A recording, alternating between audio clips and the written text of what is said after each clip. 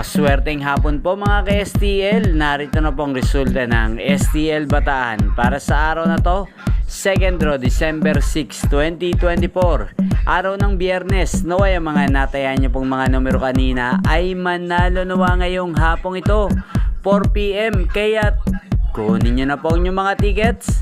Narito na pong resulta.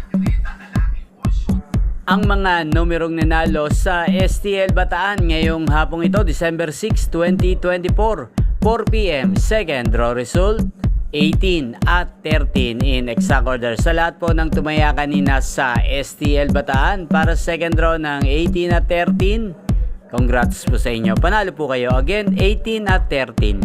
At ngayong hapong ito, shoutout po natin sa STL Bataan si Kuya GB.